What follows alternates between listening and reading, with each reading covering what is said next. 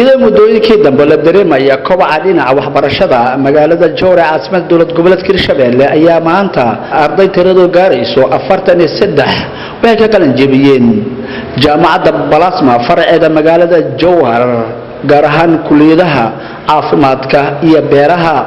وحانا مناسبة أرضي كوكالن جيبينيسا كسو قيب قالي مامل كرشبيل والديت الشيء أرضي قالن جيبينيسا بهذا وحبرشة إيا مرتي شرف كالي وحالكاسي ورينتي ka hadlay arday kamid ardayda qalin jabinaysa wuxuuna ka hadlay muhiimadda waxbarashadu ay leedahay dadaalkii uu u soo maray dhinaca waxbarashada waxaan ku doorinayaa hooyooyinka guryaha fadhiyo inay soo baxaan ee niyadu iska jibin ee wax bartaan aniga hadda maanta waxaan isku haystaa baraatika midwifery iyo theory labadaba waa isku haystaa inta maxay suurtagelisay jaamacadda balaasma مسؤولين جامعة بلاسما فرعده مقالة الجوهر أو ينسي هذا وحضلي ذلك أيوسو قالين إن لغفروا فرع جامعة بلاسما مقالة الجوهر جامعة بلاسما دو كشاي لا دحي يلو باهي بدن oo aan ognahay loo qabo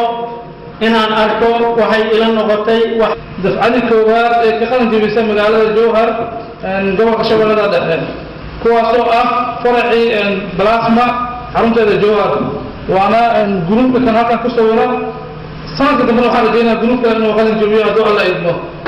madaxa guud ee xiriirka gobolada jaamacadda balaasma daar Abdu Xasan ayaa isna goobta ka hadlay dadka waxay ugu dhiirigeliyeen inaan halka aan wax gaarsiinay oo ah magaalada Muqdisho tababaridii aan tababarnay xirfado kala duwan inaan u soo gudubno gobolada Soomaaliya maxamed cabdi sheekh ayaa ku dhiirigeliyay ardada in aysan noqon kuwa waxbarashadooda hakiya oo ay sii wataan haddaan nahay maamulka gobolka iyo degmada waxaan idin ballan qaadaynaa waxaad idinka qaban kartaa ee aad awoodaan u barateen inay cid kale oo dibadda ka timid in aadan la saaxanin maadaama wax barateen isdhihina waxbaa baratee saaxab ugu dambeyntii waxaa qodbooyinkii soo gunaanaday gudoomiye ku-xigeenka labaad ee baarlamaanka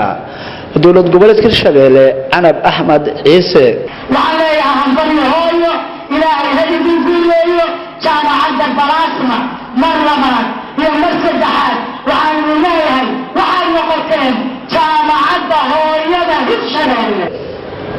Abubakar Maxamed Bacadle warbaahinta qaranka Soomaaliyeed xarunta dowlad goboleedka Shabeelle magaalada Jowhar